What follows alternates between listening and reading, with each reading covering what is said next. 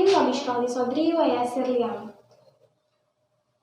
Assalamualaikum warahmatullahi wabarakatuh. Hello everyone, my name is Aisyah Putri Tjiat and I'm a 7th grade student of Tjiat Junior School of Ambon. Inshallah today I will tell you about a story. It's a story about a real superhero. A hero who was known as one of the strongest soldiers that Muslim ever had. The greatest warrior who named as Asadullah, the Lion of Allah, and also as Sayyidu Shuhada, the chief of the martyrs, Hamzah bin Abdul Muthalib. Hamzah bin Abdul Muthalib was the son of Abdul Muthalib who belonged to the Quraysh tribe in Mecca. Hamzah was the paternal uncle of Prophet Muhammad ﷺ, who was 2 years older than Prophet Muhammad. Hamzah used to know the Prophet not only as a nephew, but also a brother and friend, because they belonged to the same generation. They always played together and walked together on the same road of life. However, as they grew older, they departed each one on his own way. Hamzah was a warrior, a hunter, and a sportsman. He was big and strong, and people respect him for his courage.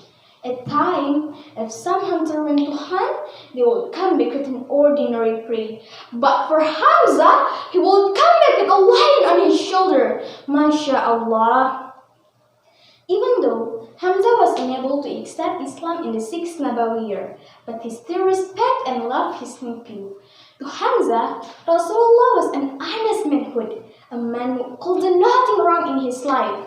Until one day, when Hamzah was hunting away, Prophet Muhammad was sitting on a rock between hills Safa and hills Marwah. And then Abu Jahl happened to pass by and attacked Rasulullah. He took a stone and cracked the Prophet's head, which began to bleed. The Prophet Muhammad, however, kept silent and did not utter a single word. When Hamzah returned from his hunt that evening, he walked with his bow and arrow in his hand. Seeing this, the female servant who watched the Prophet Muhammad was being abused by Abu Jahl approached Hamzah. Then she said, "Ya Hamzah, do you have no shame that you walk around acting so brave? Your nephew Muhammad was sitting and Abu Jahl attacked and abused him." When Hamzah heard this incident, his eyes became bloodshot. He became indignant for his family's honor. Without taking a moment of rest, he went to find Abu Jahl, who was sitting among Quraysh leaders and narrating the incident with the great arrogance. When Hamzah reached this gathering, he firstly struck his bow against Abu Jahl's head, and with a roar he said, "You dare to hurt Muhammad and claim to be brave? Now I have accepted the true faith of Muhammad. If you have courage, speak before me." In a moment, the men gathered there all forgot about how their leader Abu Jahl had been insulted. They were all thunderstruck and they couldn't believe that Hamzah, the strongest warrior among Quraysh leaders, had been converted to Islam. And at the time the Quraysh knew that this was a disaster for them. Allah supporting Islam with the conversion of Hamzah. He was strong in defending and protected Muslims. Since his conversion, Hamzah devoted all his life and power to Allah and Islam. The Prophet honored him with the noble title, the Lion of Allah and His Messenger. In the Battle of Badr, he performed great feats, which led the Muslims to defeat the Quraysh easily. MashaAllah. Until the day had come. It was the 15th of Shawwal, the 3rd year after Hijriah. The two armies met in the Battle of Uhud.